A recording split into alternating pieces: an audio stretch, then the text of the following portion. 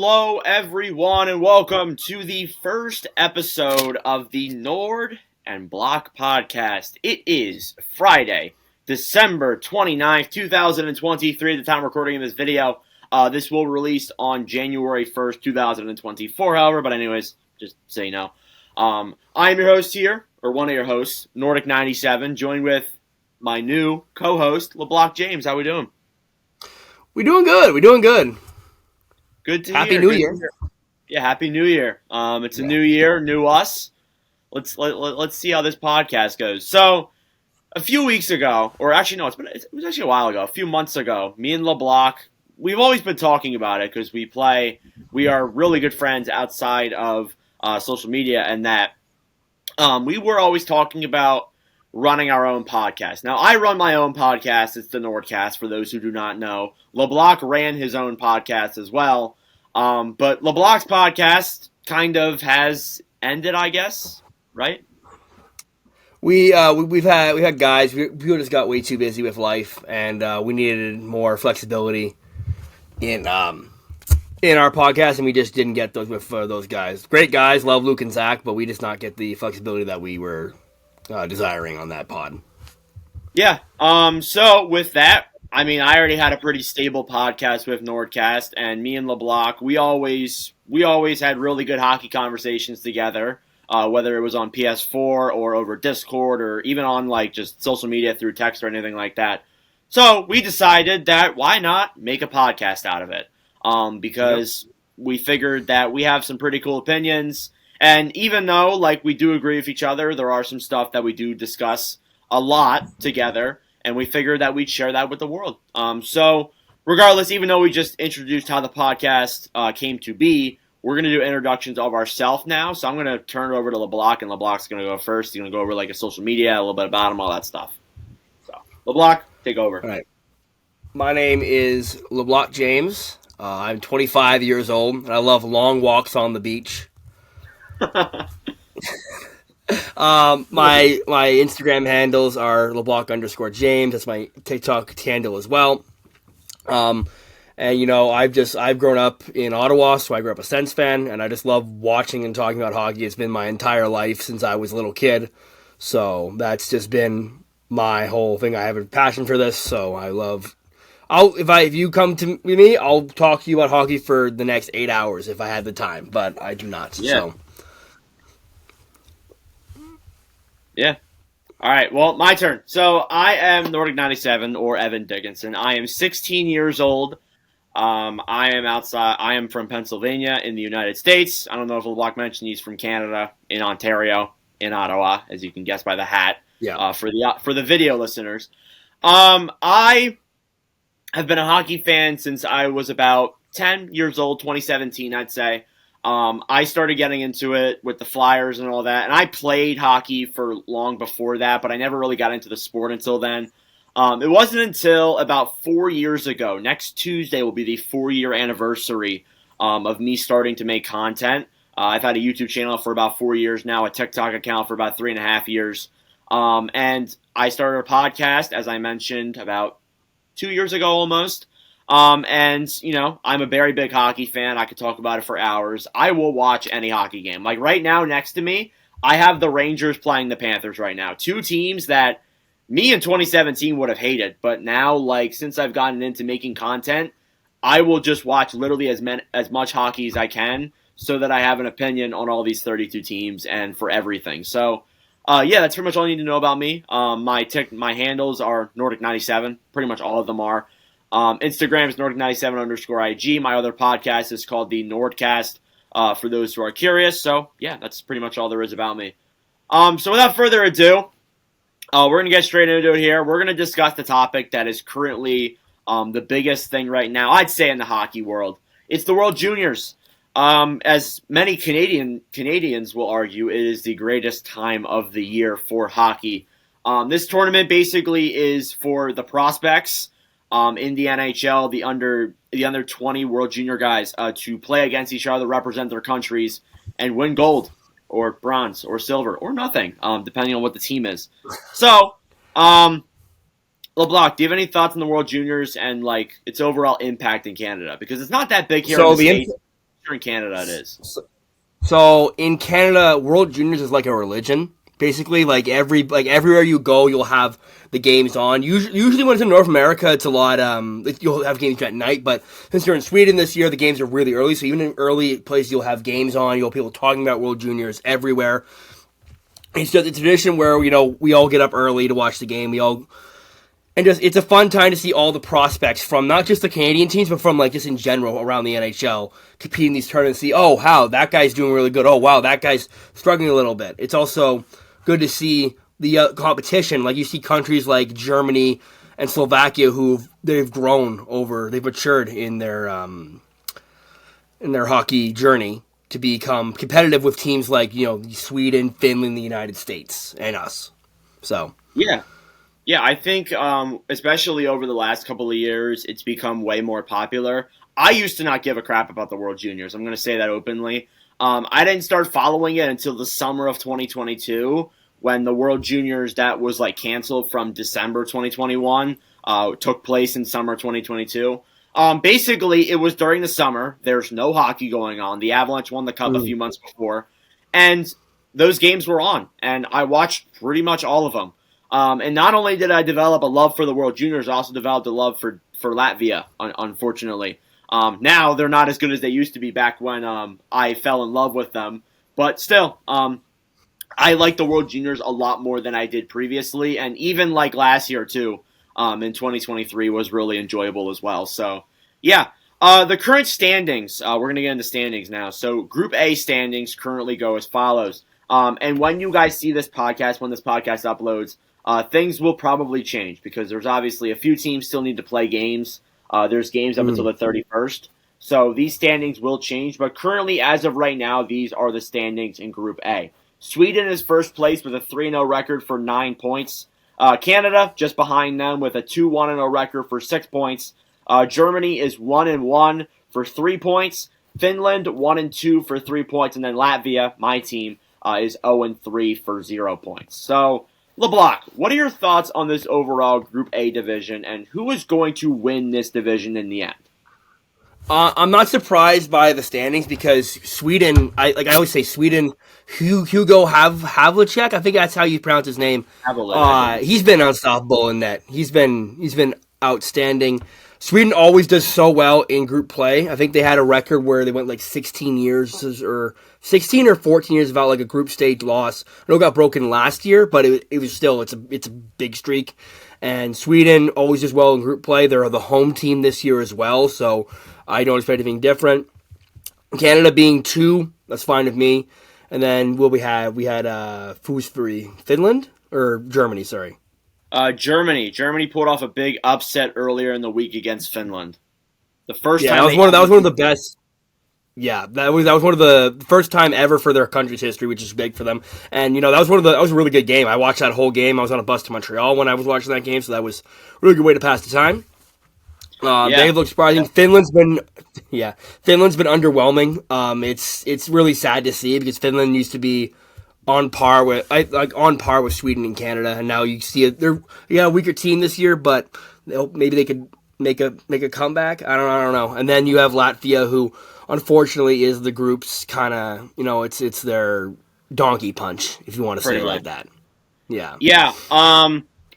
I will say this about Finland. I believe they still qualify, right? Because I think it's the top 4 that top 4 qualify. Yeah. Top 4 so qualify. Regardless of whether or not they lose tomorrow, unless Latvia wins against Germany, I believe Finland is going to make it. However, Finland is playing Sweden, and Sweden has not let in a goal yet, as you mentioned. So I'm expecting for them to lose that one as well. I'm not going to lie to you. But Germany still has 2. And for Latvia to get above Finland, Sweden would have to really beat Finland by a lot because the second factor is goals against or goals for. Yeah. And I think Latvia has how many goals do they have in the tournament now? 2? 1? They have 0. They haven't scored at all. Yeah, they have 0. And so they would have to beat Germany by a lot, and Finland would have to lose to Sweden by so much. Yeah, let me pull up the stats here. So Latvia would need to. Well, first off, Sweden would need to shut out Finland. That would be what needs to happen. Best case scenario. Mm-hmm. Latvia would need to score 9 goals against Germany to qualify. Mm-hmm. So I'm going to say that no, they're not going to qualify, and they're probably going to play in the relegation. For those who do not know, the relegation goes as follows. I think it's like a 3-game series between the bottom team in Group A and the bottom team in Group B. I think it's 3 games. I'm not Yes. sure. Yeah, it's best 2 out of Um, 3, I'm pretty sure. yeah, and then that team gets relegated to Division 1A. And then I believe next year Kazakhstan's coming up. So whatever team gets Yes. relegated this year, Kazakhstan's going to come up and replace them. So that's obviously Mm-hmm. interesting there. I got a few more things. With Canada, are you surprised by the loss to Sweden? Do you feel that this Canada team is as good as other teams previously, like even last year? Because I've seen a lot of talks that this is an underwhelming Canada roster this year. So I'd say Canada has a weaker team this year. Definitely, I'll agree with you on that. I'm not surprised that us losing to Sweden. If you watch the game, Sweden severely outplayed Canada all the way Yeah, through that game. Canada usually has one game where they look really, really bad, and then the following, and like it's like you need like that one loss to humble you, and then you can go on a run. yeah.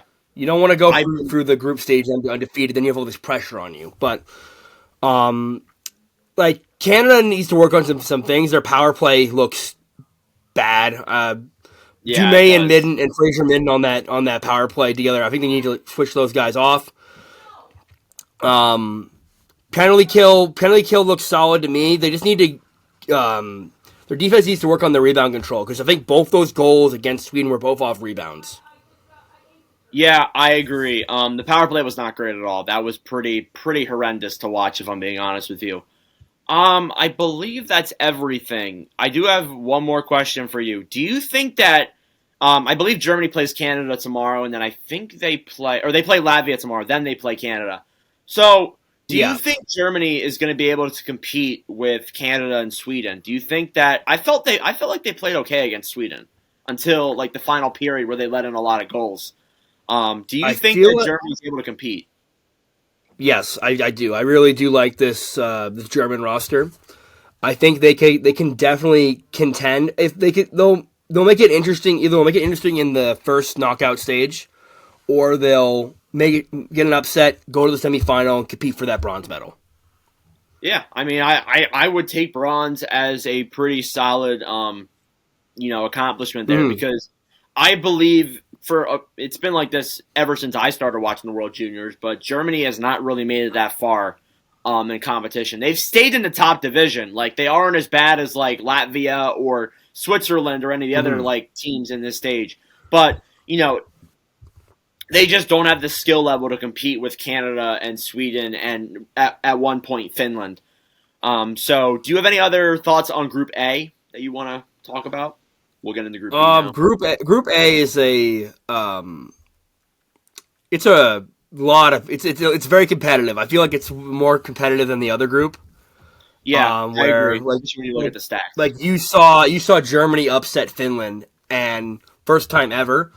I think those four countries are like the standard other than Latvia. Sorry, Nordic, but other than Latvia, like those four, you could have put them, you could have mixed them up anywhere. Like, you could have had Canada third in this division. That's how tough it is. Yeah, you really could And have. Canada third, that's like a major disappointment. Oh yeah, that's a whole like even if they finish, some may even say finishing second's a disappointment just for Mhm. the overall team. Moving on to Group Yeah. B now. Group B's got some notable teams. Slovakia actually leads Group B right now with a 3-0 record for 9 points. The USA right behind them with a 3-0 record for 8 points. If you're wondering why the USA has the same record as Slovakia, but Slovakia has more points, the US do have a shootout win in there, which is only qualifies as 2 points according to Mhm. the IIHF rankings. Czechia 1-1-1. They are third. Switzerland is 0-2, and Norway is 0-3. So I do agree with you. I think that Group A is way more competitive because Switzerland and Norway's the new team this year. They just don't seem all too great, in my opinion. But yeah, Slovakia. Slovakia has been really kind of surprising this year. I think a lot of teams have been surprised by the way Slovakia has been playing. Do you think that Slovakia is the best team in this group, or is it still the USA or Czechia? I do believe it is still the United States. I would love to say Slovakia because I've watched all their games and they look fantastic. Like Yeah, as a country, like I think a few years ago they were on the brink of relegation. I think 4 or 5 years ago, and now yeah, they're leading Group B, which is fantastic. And they're growing as a hockey country. They have had notable talents come from Slovakia in the NHL, notably Chara, Gaborik, Slavkovsky, Nemec. But yeah, you look at the United States roster. You look at Trey Augustine and net. You look at their forward core is disgusting. Their defense is really solid. I still think the United States is the team to beat in this group. yeah. I agree. I think Czechia came really close in the shootout, which, by the way, was probably the worst shootout I ever watched in my life. That, That that was was bad. was awful. I think there was like not even on the Czechia side, the American side. I think they missed the net like 3 of the 5 times they shot. It was horrendous to watch. But Very yeah, I think dust. yeah, I think the U.S. is still the team to beat. Slovakia looks good though, and I'm really interested to Mm-hmm. see could they compete with the U.S. because that's the next team they play. Those are the Yeah, I believe next they two play teams tomorrow. they Yeah, face off. Is it tomorrow? yeah. I think it might be tomorrow. I think So it's gonna be it's tomorrow. Yeah. very interesting to see Mm-hmm. how that game's going to play out because that could determine or that will determine who wins this group Mm-hmm. unless if it goes to a shootout. The USA needs to win in regulation or else Slovakia wins Group B. So yeah, it should be a very interesting game. Czechia, they're not as good as they were last year in my opinion. Mm-hmm. They're still solid, but they're not great either. They lost to Slovakia. They beat, I believe, Norway. I think was who they Yeah. beat. And then they lost in the shootout to the U.S. So they're still in it. They're gonna qualify, but they're still not a. They're not. I don't think as big as Slovakia and the U.S. Switzerland. I think honestly, I believe they actually were. No, it was What was the team that got relegated last year? Do you remember? What was the country? Austria. Austria. Yeah, Austria. You're right. So I Yeah. think that yeah, Switzerland made it qualified last year, but they weren't all too great last year either. We'll see how they play against Norway though. Norway's the new team this year, and they're 0-3. But I felt like in Mm-hmm. the games that they played, they weren't terrible. I'm not gonna lie. I thought they played okay against the U.S. I thought they played okay against Czechia. Obviously, there's things you can work on, but they didn't look horrible from my perspective. But that's just me. So yeah, Yeah, they didn't look terrible. They didn't look bad. They need to get something going. There's you watch the games and like they don't look bad, but there's like it feels like there's no like pressure on Switzerland. And to yeah, be I fair, there agree. probably isn't. Yeah, true. And I mean, I'm gonna say this too, because like they're the new team this year. Like, I mean, they're coming into like some really big powerhouses in that group. So I'm not blaming them Hmm. for going 0-3, but I do think that eventually when they do get adjusted, they need to get together. But I mean, this is kind of how it works. Some people may not like what I'm about to say, but really, it's the same pretty much 2 or 3 teams that get relegated every couple of years, and then they come back up after dominating Division 1A. It's just how it is. It's just how it goes. And Kazakhstan's going to be back next year, and whether it's either Norway or Latvia, they're going to be gone next year. So we'll Hmm. find out what comes of that. But that's just how it works. Any more thoughts on Group B until I get into the scores and goalies? Group B is Group B. That's about it. Like, Yeah, I would say it's less competitive than Group A Mhm. though for sure. Moving on into the top 5 scorers by points, we'll go through this really quickly. Slovakia's Servak Petrovsky is leading the way. St. Louis Blues prospect here, doing some really good work with Slovakia. 5 goals, 3 assists, 8 points. Has been very noticeable and very entertaining out there on the ice. One of Mhm. my favorites to see out there. Canada's Macklin Celebrini second. He's the NHL's top #1 prospect for this year's draft. 2 goals, 4 assists, 6 points. Again, he's no Connor Bedard because I think Bedard at this point had like 10 points by now. But obviously, Celebrini's still a really solid player. Slovakia's Maxim Sturbach, which I believe is a Blues prospect as well. Actually, 1 goal, five Mhm. assists, 6 points. Philip Meeser, a Canadiens prospect, has 6 assists, and then Chicago's Frank Nazar has 6 assists as well to round out the top 5 in scoring. Goaltenders, obviously, as I mentioned, Hugo Havelid, I believe a Sharks prospect, if I'm correct. He's 2-0, has let in no goals, so he's done himself. He's actually unsigned. Is he really? Oh, is he unsigned? I thought he was. I thought he was a Sharks prospect. I think. Oh my God! Wait, I remember talking about him. I think in a YouTube video. He's really smaller than average for some goaltenders. That might have been. That's why he's probably overlooked at the draft. Yeah, but we'll see. But we'll see. Maybe if he keeps playing the way he is in the World Juniors, maybe he's going to get some consideration. I mean, he just shut out probably one of the best offensive teams in Canada. So I think that deserves at least some recognition. That's the best offensive team in that group, and he shut the door on them. So I give him the credit he deserves. I think the Ottawa Senators are calling. Canada's Mathieu Rousseau. I think I said that right. Do you know how to say that name? Mathieu Rousseau. Rousseau. Okay. He's 2-1-0, 1.33 goals against average. Even though Canada lost today, he's been superb. I believe he was the MVP for them. He's only let in 2 goals. He looked fine today, so I'm not too worried about him. And then Slovakia's Adam Gajon. I don't believe he's signed by anyone. I don't think Russo's signed by anyone either. He's 3-0 and 2 goals against average. So, yeah. Through those guys, who do you think is going to be the MVP at the end of this tournament? Obviously, it's who wins gold, but who, as a player, will be the MVP of this tournament? Do you think? From Group A or from Group B, or just in general? You can pick one from each group. Why not? Group B, Trey Augustine. Yeah, I think for sure. I think he's going to be shut down come the qualifiers. I'm going to go with Petrovsky. I think he's done really good. Yeah, that's good. I think they'll go far. Yeah. And then for Group A, it's either going to be Havlicek or it's going to be Macklin celebrating. Yeah, I think those are the only two that are realistically competing for it in that division right now, for sure. So, overall, who's winning gold, do you think, right now? I'll say this, I said this at the beginning of the tournament, and I'll say it to my guns. I think the United States are going to take home gold this year. I had the U.S. winning gold too, but I don't know. I think that any of Sweden, USA, Slovakia, or Canada can win it. I think all three. I think those four will be the semifinals.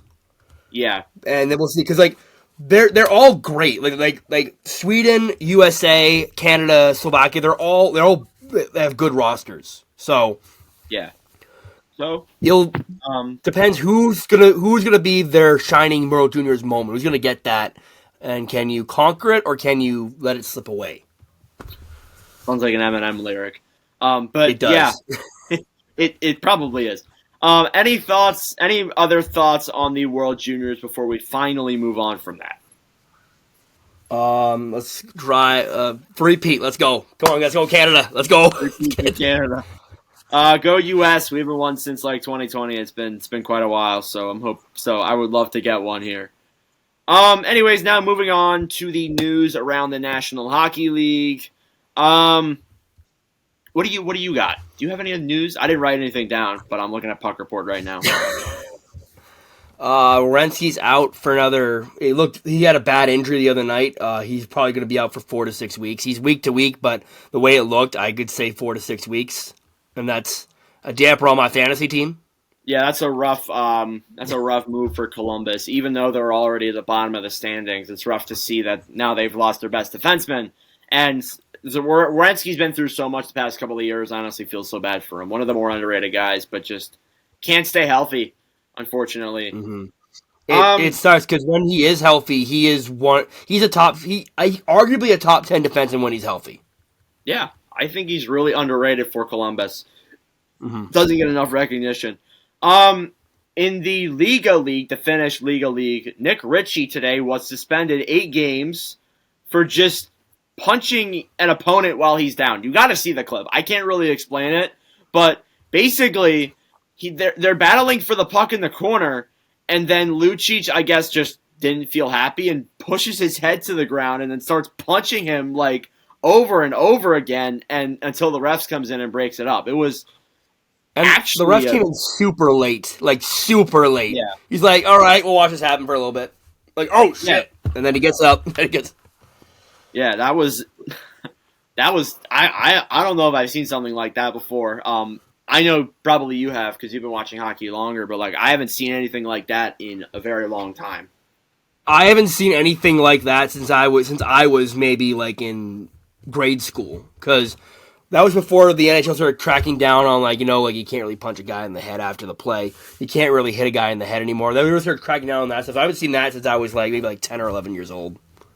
Yeah, so it's definitely something interesting there. Do you have anything? Do you have news now? Reported by the Spitting Chicklets podcast, Oh there yes, we was do. a there was a report saying that Elias Pettersson may try and get his way to Chicago to play for the Blackhawks. And you want to know why he wants to do that? I think there's one reason. There's one reason. Do you know that reason? Maybe, would just say it. Connor Bedard, of course. Connor Bedard. That's got But it. That's the gotta thing be about it. the thing about this though is that Pettersson made it clear to the Canucks that he wanted to see how this year panned out for them because he wants to win. If you're going to Chicago to play with Bedard, you clearly want to play with Bedard, or you want to be in a bigger market getting a bigger paycheck. Yeah. I mean, if you want to go get somewhere to make money, then you go to Chicago. Chicago definitely has the cap space, and they're definitely the market to give you what you want, pretty much. I do think though it's all going to rely on the playoffs. Um, we're going to see whether or not Vancouver they're having a great regular season right now. There's no question about that. But what happens come playoffs and they lose in the first round after this really great year? Does Pedersen maybe consider that, well, this isn't a place where I think I'm going to win, and then he decides to go maybe to Chicago or maybe somewhere else even?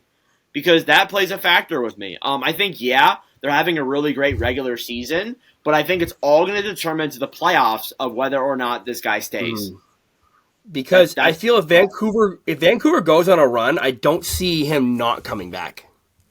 Yeah, I'd be Like, shocked. if they get to if they get to like a second round, even a third round, I don't see him not coming back. Yeah, I would be shocked. If he decided to leave after they made it past after they made it past at least the first round, because I think that team maybe can win. I think they have a lot of good attributes to them. I think a few more tweaks, and I think maybe they'll be ready to go. But there's obviously things you can work on. But if they make it to the second round, I don't see any reason why he wouldn't stay. But obviously, I've been wrong before. We'll see. And I mean, hey, Chicago is really going in the right direction. I bet that following this season, there are going to be players who see what Bedard is doing. Not even like looking at the money in Chicago. They see what Connor Bedard is doing, and they're going to think to themselves, "I want to go play with this guy." They're building something there in Chicago right now because not only is Bedard there, Korchinski's there too. Frank Nazar's doing a great job in the World Juniors right now. I look at that and I say, why not? Let's go I there. want to be a part of Let's that. Yeah, I want to be a part of that. That's what they say. You look at Edmonton. McDavid got people. Reason Edmonton can get people to come to Edmonton. It's McDavid. Look at Lucic. He signed that mega deal, and he said at that press conference when he signed the deal, "I wanted to play with McDavid. That's why I signed here." Yeah. And you can see the same for Bedard, but Bedard's in a bigger market, so it's probably easier to attract guys. Yeah, so it's going to be really interesting to see. This offseason could be a pretty big one for the Blackhawks. I'm sure there's going to be people who want to go and play with Bedard for sure. Hell, I would want to go play with Bedard. I wouldn't mind going playing with Bedard if I'm an NHLer. I wouldn't mind it whatsoever. I'm sure you would be the same way. Like, I would. Generational. You want to surround yourself with good players. Yeah, for sure. Anything else? I don't believe I have anything else right now. The rest has been a whole lot going on. There's not like a lot of things to talk about. There's been a lull really in news, but yeah, because it's the Christmas. Yeah, that's about it for. Yeah, that's about it for news around the league. Yeah, I'm sure though. I will say this: in the second half, by next week, we may have some more stuff regarding like rumors and trades and that. Because I think after like the roster's unfreezed. I don't think they've unfreezed yet. I think there They is going don't to be a lot of unfreeze. discussion.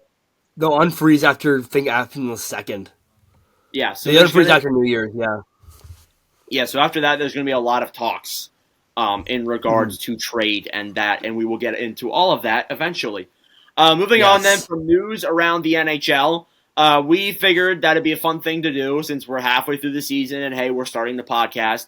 We'd look at teams that, in our opinion, either exceeded or failed expectations. So I don't know how many LeBlanc has here. I have 4 for each column. I'm not sure how many LeBlanc has. I won't go in depth with all of them unless if LeBlanc I'll has be more. honest. I didn't write these down. I was going off on by my head. So just go off. Okay then. Well, do you Um, want to start with exceeded or failed? we'll start with the positives. We'll start with. I'm gonna start with the obvious one. I'm gonna start with the Vancouver Canucks. Yeah. I don't think anybody had them first in the NHL at No. this point in the season. And I remember in the offseason, we were talking, and I said, oh, Vancouver could be a wild card team. And then they just shattered my expectation. And they go Yeah. on this, and it's their best start in franchise history. The Demko's found his form. The defense is playing a lot better. And the forward core's been outstanding. There's not much complaints about Vancouver, other than maybe they could get guys to stay healthy. That's really about it. I agree. I didn't see Vancouver being the way they are at this point in the season. I thought at best they'd be a wild card team just because like every year they start off so horrible at the start of the season, Mm-hmm. and it just to me like I thought that was going to happen again. I thought that it was possible. Like I think I said in my preview for the season, I said that if they start off well, I think they will be a team that does really well. But I didn't think this well. So they've really exceeded expectations. There's a lot of guys who are having career seasons right now. Elias Pettersson playing really well. Brock Besser, we haven't seen play this well Yeah. in years. Like this has been a Yeah. really good redemption year for Brock Besser. And as well as that too, Quinn Hughes. You could argue Quinn Hughes right now is the leading candidate for the Norris Trophy right now. Ahead of Mm-hmm. And guys he's like been Makar just and Gibson. absolutely, yeah, he's been absolutely outstanding. He's had MVP heart type talk as well. He's been in that conversation too. And to granted, he's been really good. He's been outstanding. Yeah, he has. And I think also too being named captain, I feel like the team's playing better under him overall, and with Rick Tocchet as well. And I feel like too like I've been reading a few articles about Vancouver recently because I was making a video on them. It looked like with Bruce Boudreau, as much as we love Bruce, there was kind of a country club mentality, if you know what that means. That pretty much means like, Yes. oh, you go into work, you clock in, you just do what you have to do, and then you clock out. There's no accountability being held. There's no, Mm-hmm. trying to fix things. It's just kind of you just go in, you play, and It's kind of just a job. Yeah, like yeah, it's there's no repercussions for losing. Mhm. And I Exactly. feel like Takich changed that mentality, which is great, by the way. Because if he didn't and things stayed the way they would be, I think Pettersson would be leaving. I think a lot of guys wouldn't want to stay in that city. And yeah. And as well as that, too, like Pettersson and Hronek each collectively expire. Hronek's been great, too, by the way. Hronek's really helped out that blue line. Mm-hmm. Was a great acquisition. Even though at the time we thought it made 0 sense, it At actually the turned out time, pretty well for them. we were criticizing it so much because it's like you gave up like one less pick than Ottawa got for Chikrin. Like, Yeah, it didn't make a lot of and sense. and then when he got healthy this year, it worked. So credit to Vancouver for getting that done. Yeah, I'll give big credit where it's due for him. He's done a really good job. I think collectively though, Pettersson and Hronek could cost the team like $10 million, like $15 million, $20 million. Yeah, Pettersson's going to want a Hronek's lot. up after this Hronek's gonna year. get a lot. Yeah, so it's Hronek's gonna want around 8, 9. That's where the D market is now, and he's having a career year. So I can see that happening. yeah for sure. So we'll obviously find out there, but yeah, Vancouver, one of the teams that has for sure exceeded expectations for me. And finally, Right. last but not least, Thatcher Demko also too has had a really good redemption Mm-hmm. season. I think that last year wasn't a great year for him at all.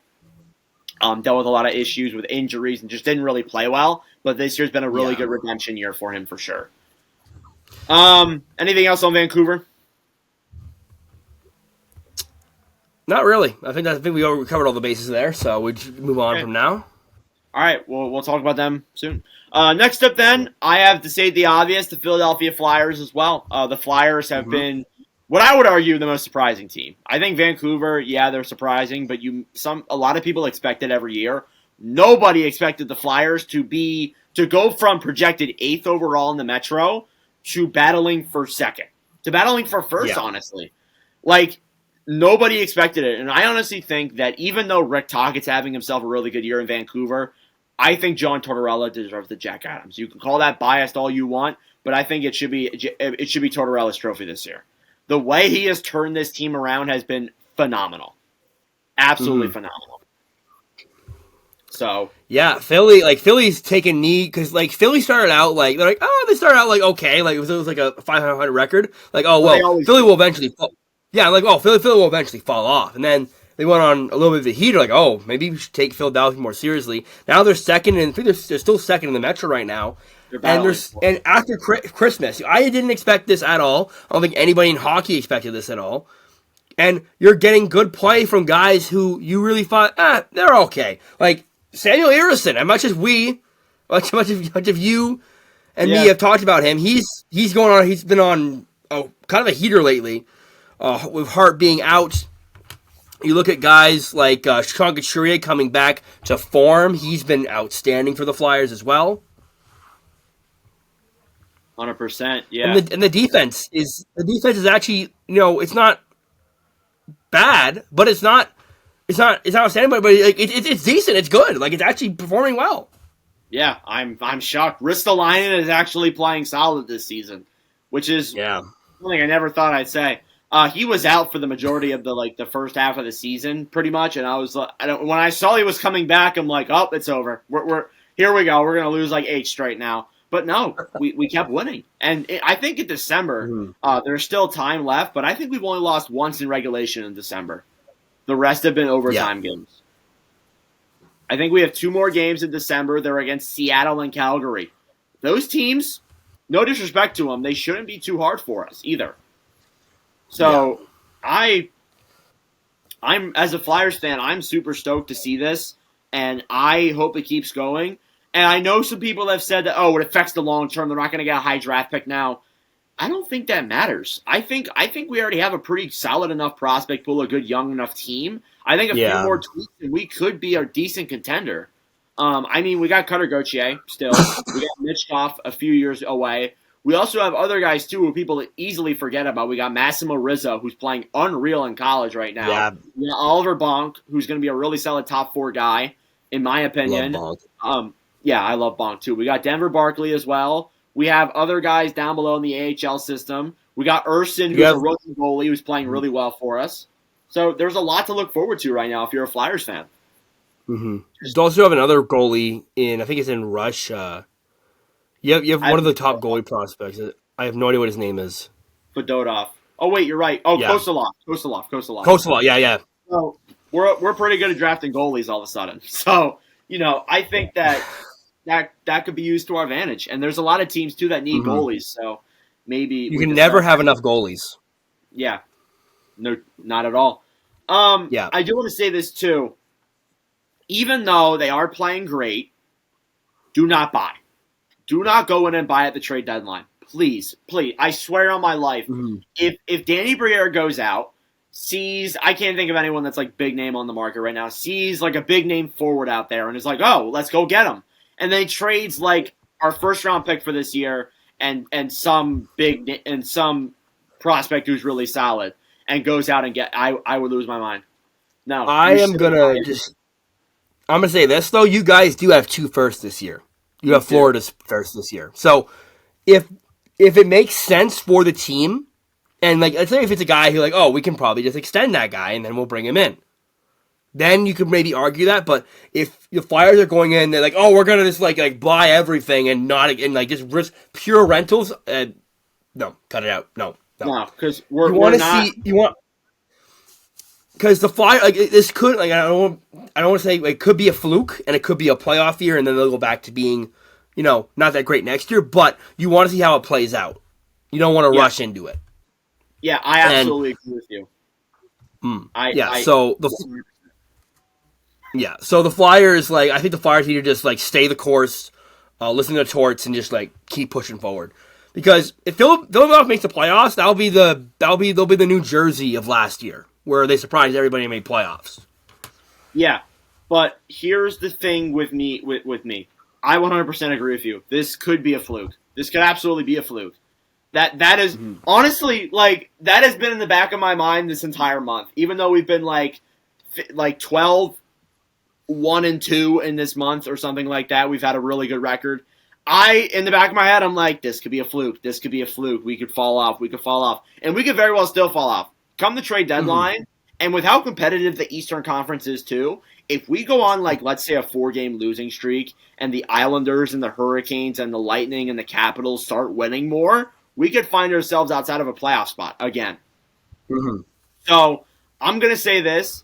Anything can happen in the second half of the year, but you shouldn't buy at all. You should stay very conservative. If it makes sense, absolutely buy. But even, too, if you get the right offer, you should sell. If we get the right offer for Swan Walker, who's made a huge difference for us this year and can make a big difference for another team, yeah, give him up. If we get like a first-round pick, a really solid prospect, I think, yeah, we should. Because, yeah, even though we probably aren't really supposed to be where we are right now, I do think that like we shouldn't buy in. We shouldn't go in and trade for like Timo Meier. Like that should not happen. Like how the Devils did. And the Devils were a different scenario. They were like some expected them to be good. Nobody expected Philadelphia to be good. We thought this was going to be the first year of finally seeing some improvement, but not this much improvement. So that's obviously plays a factor of me. Anyways, enough about Philadelphia. Do you have another team that has exceeded expectations? I do. We're going to go to the Western Conference, actually. I'm going to say the Winnipeg Jets. Yes, the Jets. I agree. Because the Jets, like, when you saw them trade Dubois, I guess it's time to rebuild. And then this summer there was the Hellebuck rumors. It was Hellebuck and who else was in that rumor? Hellebuck, Scheifele. Hellebuck and Scheifele. And then they both signed 8x8s. They signed the same contract, I think. It was like 8x8, 8.85, something like 8 that. 8x7.5, something like that. So, like, I guess they just want to be in mid. They want to be mid forever. And then they go out like, oh my, this team can play. Hellebuck's returned to form. Scheifele's actually playing good. Like, better than I'm used to seeing him play. And they've been on a tear. They are tied. They're currently 1 point behind Colorado for the top spot in the Central. Yeah. They coming into the year, well. Coming into the year, I'm like, they're going to be like, maybe like below wild card team. But no, I think the Jets are for real. I really do. I think the Jets can go on a run. I agree. I think with the guys they acquired from the Pierre-Luc Dubois situation, I think that Velarde's played well, even though he's been hurt. Iafalo's played solid too. And I think overall the teams just clicked this season. I think that, again, we really underestimated them. And I think that, hey, this could really just, like, turn around for the worse. They really could fall off and not miss the playoffs, but maybe go in a wild card like they did last year. That could happen, but I don't think so. I think the team's playing really good right now. And I think that overall they have a lot of momentum going. A lot of it's Connor Hellebuck. The defense is playing well. The offense is playing great. Every aspect is playing really solid right now. And they're kind of a team, too, that we expected to be kind of like Philadelphia, not like last in that division, but kind of be towards the bottom more, because we didn't we just thought that they were heading towards a rebuild. But no, they keep Hellebuck and Scheifele, and I think it's the smart decision at this point now. Yeah, so. Looking like they could have if they didn't get the haul they wanted for Hellebuck, might as well re-sign him. Yeah. I agree. And that's what they did. And I feel like Winnipeg last year, they were like at first in the Central at one point. Then they won like 8 games the rest of the year. 8 games the rest of the year. It fell to a wild card. But this year feels different. It does. Like they're actually playing. Yeah, they're playing well. Kyle Connors looked great. All the guys from the Dubois trade have been looking great. Like you said, Velarde's been injured. Kupari's been decent as well for them when he does get a chance in the lineup. But yeah, the Jets look good. The Jets look real good, and I'm gonna be interesting to see what they do at the deadline. That's what I'm interested to see, because Winnipeg. I'm pretty sure Winnipeg does have some space in their cap for some I guys, but believe we'll so. cross that bridge when we get there. Yeah, so we'll see. Next up, then I have the Nashville Predators. I think the Predators have really exceeded expectations. I thought myself the Predators were going to be seventh in that division. I looked at their roster; it's not too enticing. It's not like bad by any means, but I thought that there was a lot of younger players and a lot of players they Mm-hmm. acquired at the deadline at the deadline in the offseason that didn't make a whole lot of sense to me. Like they traded away Johansson and then signed O'Reilly to the same contract, pretty much. It Mm-hmm. felt a little bit weird, or they bought. It was Duchesne. It was Duchesne. Um, Yeah, they bought out Duchesne. They traded yeah, Johansson. yeah. So it felt weird how they made those moves. Then they went out and got probably worser versions of those players. Not any flack on Yeah, O'Reilly or what's the other guy, Nyquist. Nyquist. No flack on those guys at all. But it just felt weird to me. But I think overall the teams played well. I think beating the underdog has really helped them out too. The momentum. They're winning a lot of Mm-hmm. games. Now the wild card race is close because Nashville started losing a little bit, and I think that they can very well still miss the playoffs. Saros' numbers have not been usual as they usually are, but they aren't bad. They're playing. They're solid. I think Luke Schen's played well on the blue line too for them. One of the better defensive defenders in the league. I think Nashville's really exceeded expectations, and I think that they don't get a lot of recognition for what good they're doing right now. Yeah, the and speaking of the Western wildcard race, it's really heating up. With you have even like you got like Arizona and Nashville holding those spots right now. Then you got St. Louis a point behind, Minnesota 2 points behind, Seattle 3 points behind. Then you have Edmonton who has like 6 games in hand on 4 games in hand on Nashville. So it's really coming together, the West playoff race. But yeah, when you look at Nashville's roster though, like their forward core might be one of the weakest forward cores in the entire league. I agree. When you're looking at it, defensively they brought in Luke Shen. They brought in somebody else who I'm totally forgetting getting their name right now. Oh, what's his name? And but then there again they got UC Saros who he's UC Saros. He Yeah, makes big saves. No goals. pretty much. Um, Yeah. Going back to the wild card race, it feels like this year is so much more competitive than previous years.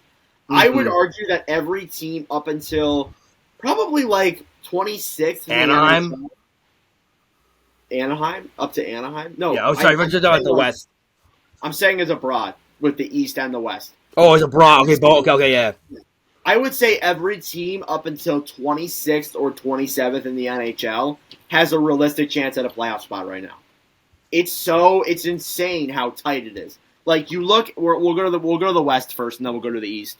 The Western Conference, Okay. Arizona, 38 points. The top three teams in each division have really separated themselves from the wild card teams. So Yeah. it's really separated, but the wild cards are really close. Arizona and Nashville, 38 points. St. Louis, 1 point behind. Minnesota, 2 points behind. Seattle, 3 points. The Oilers are five. The Flames are five. And there's so many other teams that are in just that race right now overall for a wild card spot. The East as well is really competitive, all the way down to I'd say Buffalo is still in it right now. Ottawa and Columbus aren't in it, but it's just so competitive this year. It feels like for the league. So Yeah. It is competitive. I'll always use the excuse. Ottawa has like tons of games in hand. We're fine. True. But yeah, realistically though, yeah, like we're not in it. But even Montreal's got a shot. Detroit's got a shot. Like Edmonton and Calgary have shots too. Like it's gonna be a tight. Like you said, like the top three seeds in each division have kind of separated themselves from the pack, and the wild card is just gonna be like maybe one of the most fun wild card races we've seen in a while. yeah, I agree. It seems like it's way more fun this season. That is all I got. Do you have any more exceeding teams? We can move on to failed teams. I wanna give a I just not like a no, I wanna like shout out. I'm gonna give a shout out to the Rangers because I think the Rangers they're exceeding expectations because no one. I expect them to be a playoff team, but not first in the Metro by any stretch of the imagination. I want to give a shout out to I them. agree. Yeah, they've And done well. And Laviolette's been great for them. And then I want to give a shout out to Arizona as well because they've been exceeding expectations as well. Yeah, Arizona's a good one too. I mean, Arizona's my other favorite team. They are a wagon. I'm gonna say that they're for sure a Mhm. wagon. But I mean, hey, I think that they need to find They need to find some consistency. They win a lot of games and they lose a lot of games. They win a game, they lose a game. Yeah. That's kind of what I've seen with Arizona. But I think, hey, I think the division's competitive enough right now where if we go on like a 5-game winning streak or a 6-game or a 7-game winning streak, we could put ourselves in a really good spot in the playoffs. So yeah, Yeah. I think we definitely could be a playoff team. So I'd say we are. Moving Nice. on then to teams that have failed expectations. I'll let LeBlanc go first. He might want to bring up a special team of his. The Ottawa Senators. Yeah, yeah. That was The number Ottawa one on my Senators. list.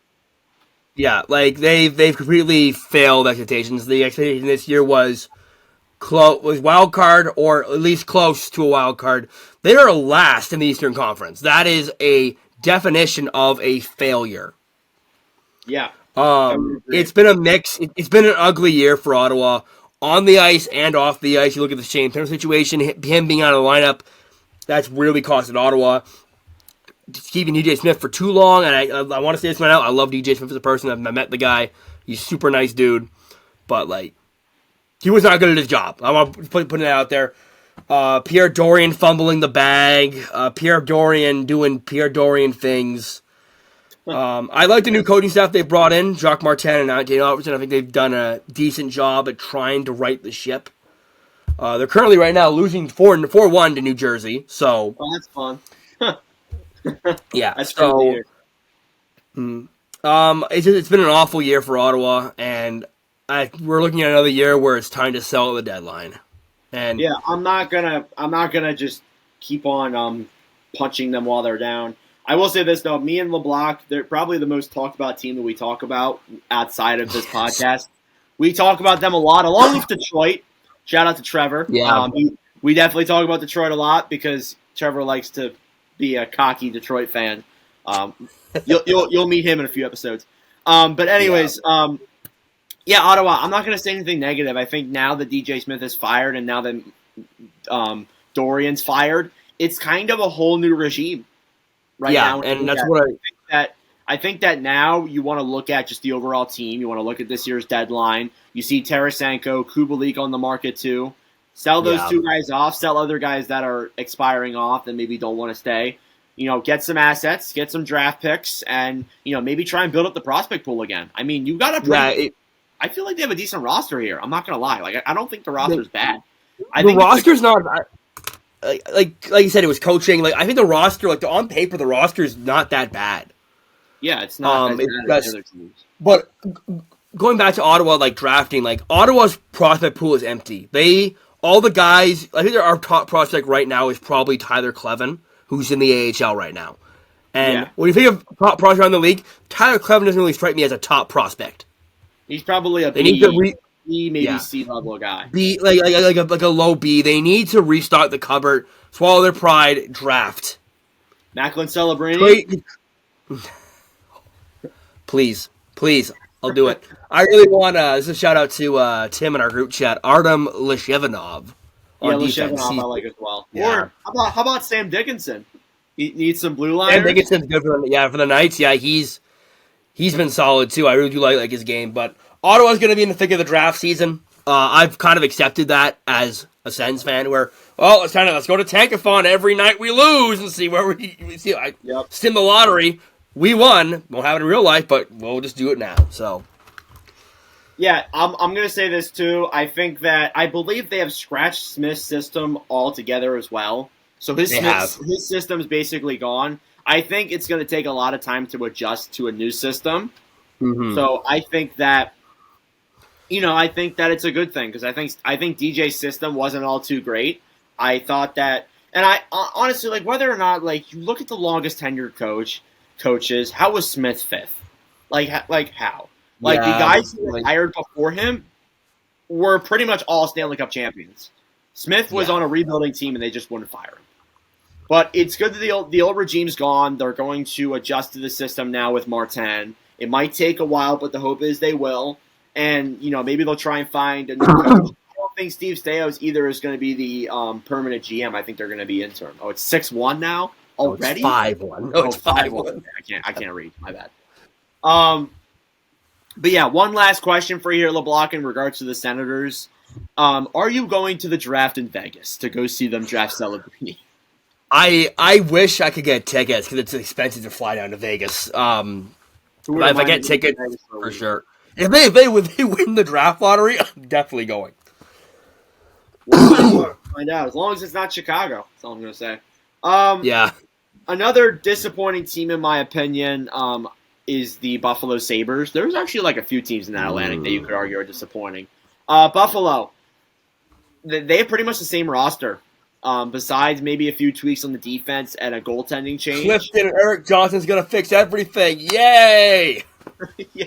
Basically, it was those guys and Devin Levi in net. And I get the hype around Levi, but it's 7 games. It was 7 games that he played last year. It's just a small sample size. You can't put so much pressure on a goalie because of that. And as a result, I think they've crumbled. I don't think the offense is as great as it has been in previous years. And now they find themselves far out of a playoff spot again. And if they keep struggling the way they are, it's going to be hard for the Sabres to not fire Granada. Surprised he's still there. Like I'm really surprised he's still there.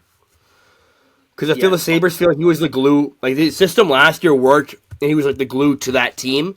But now that they're we saw people saying Buffalo's gonna surprise and gonna be like a top 3 team in the Atlantic. That was the consensus of the media coming into the year, and Buffalo just crumbled. Yeah. It's just gonna be like what, 12 straight years of missing playoffs? It's 13. 13. Yeah, it's been rough. So, I mean, there's really not much to say. Just, we'll see what comes next year. Hopefully next year's the year. That's what they've been hoping for about 13 years now. But yeah, Buffalo needs to let guys develop. They're trying to rush guys up, and I feel like they just need to relax. Yeah, I agree. Do you have another disappointing team? Edmonton. I think, yeah, for sure. But I think Edmonton's coming back.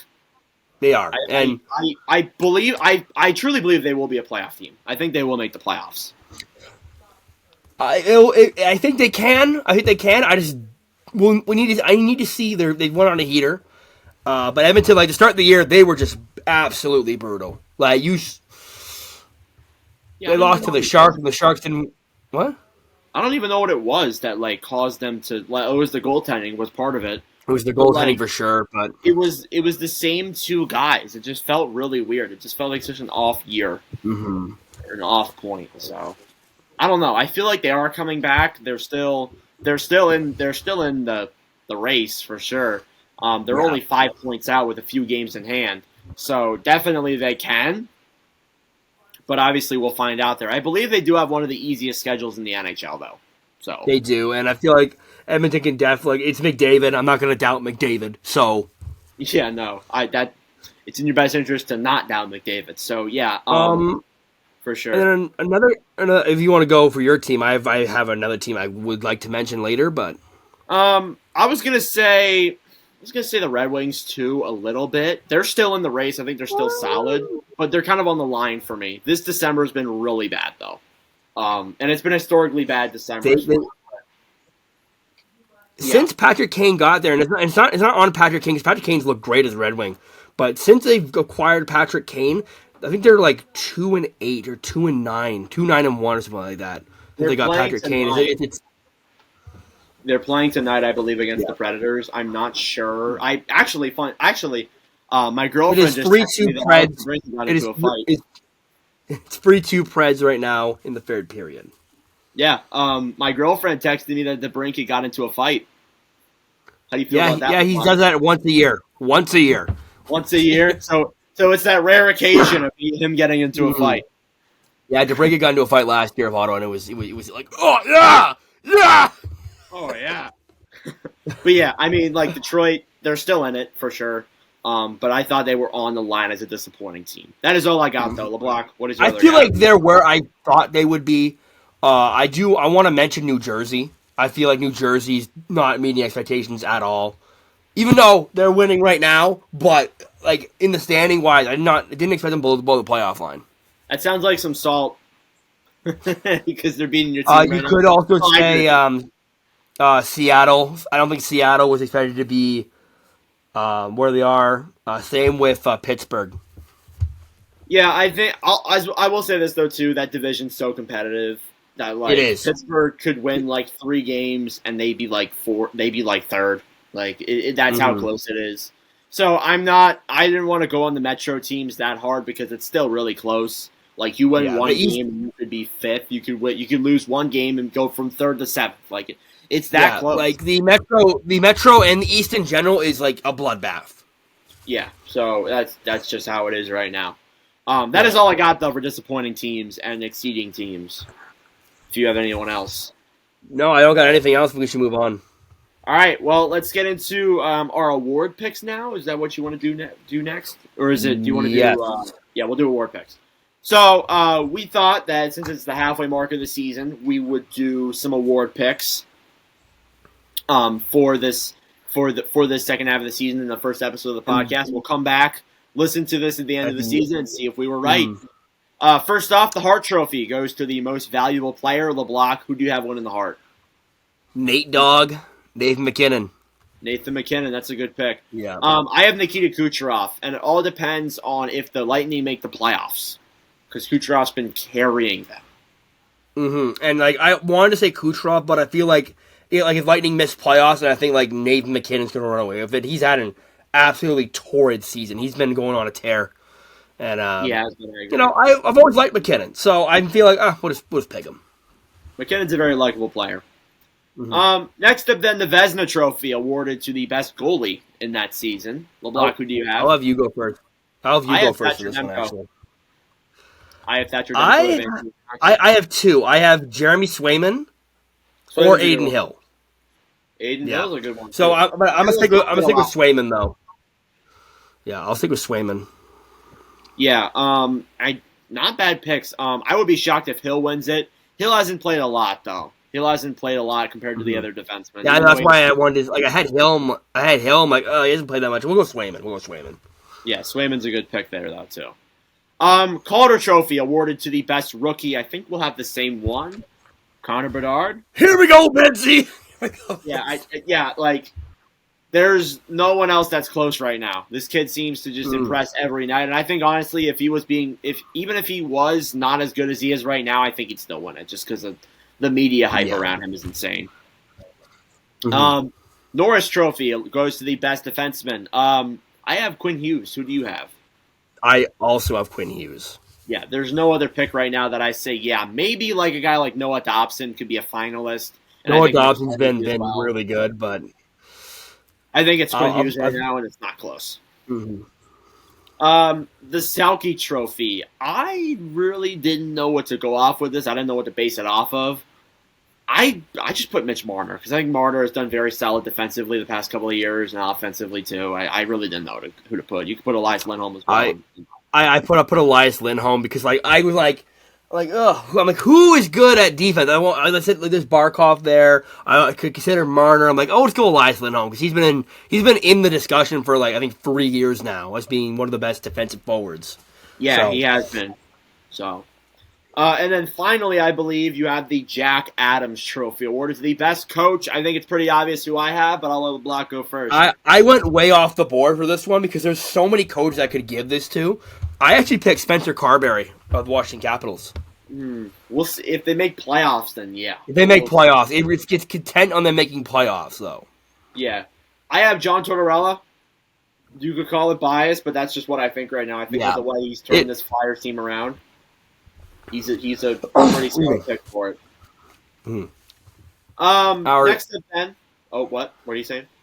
Oh, we'll do our Eastern Conference and Western Conference matchups, like for our finals.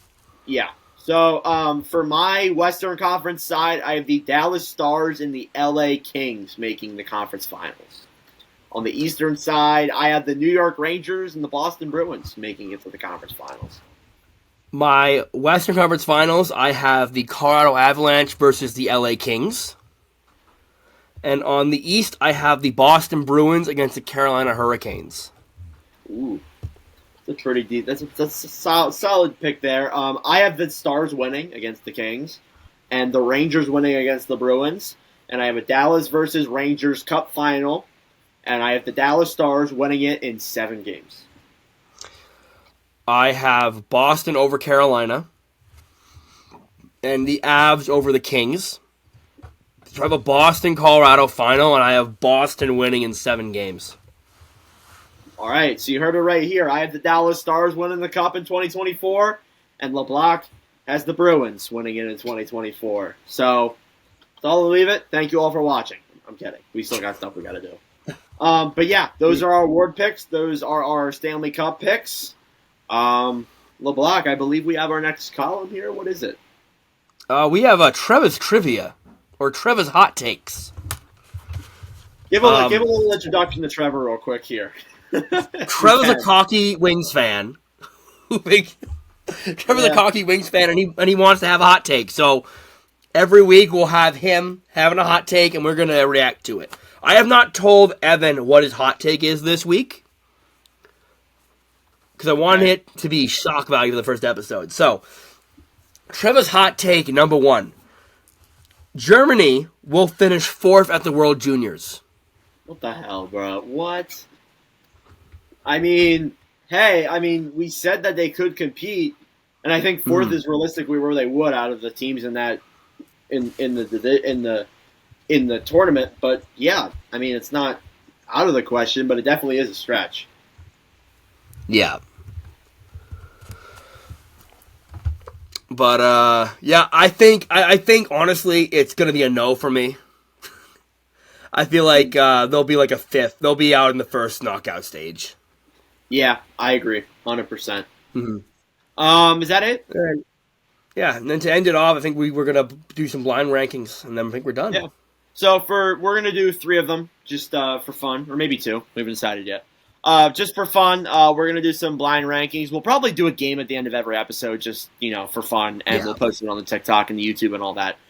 So we're going to do blind rankings. For those who don't know what blind rankings is, I'm going to give LeBlock James 5 things from a certain column. They could be hockey-related, not hockey-related, or anything else of that matter, and he has to rank them without knowing what the next one is. So the first one is going to be NHL captains. Are you ready, Mr. LeBlock James? I am so ready. All right. So your first. I'm going to pull up a random team spinner. Hopefully, I get a team that has a captain.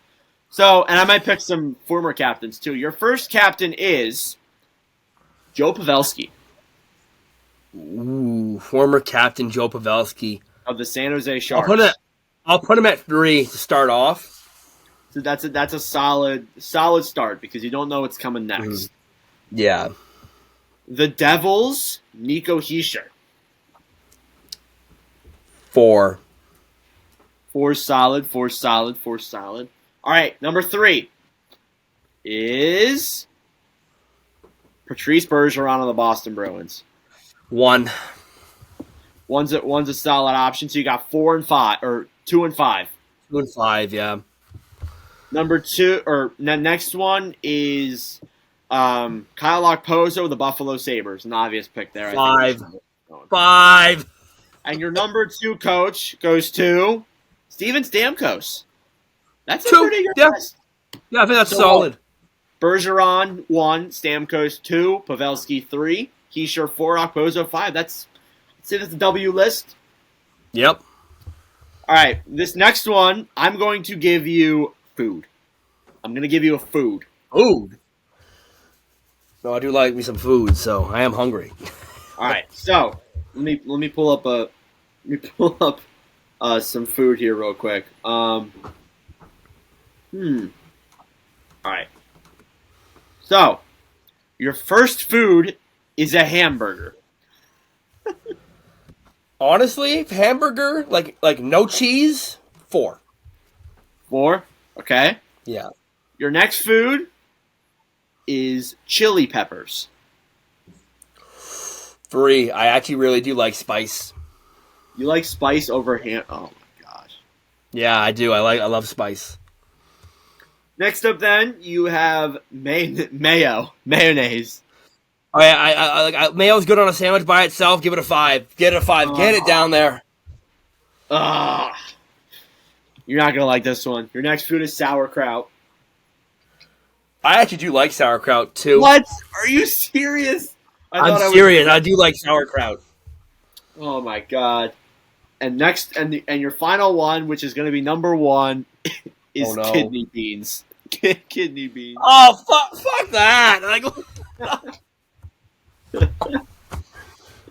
what are those? That's a rough ranking. Number 5, you got mayonnaise. Number 4, a hamburger. Number 3, I don't even remember what number 3 was. 3, we had chili peppers. Chili peppers. Number 2 was sauerkraut. And number 1 was kidney beans. That's tough. That's tough. That's a tough list. That's rough. It's pretty rough. And then finally, for our final blind ranking before we end off this podcast, we'll compare some defensive cores.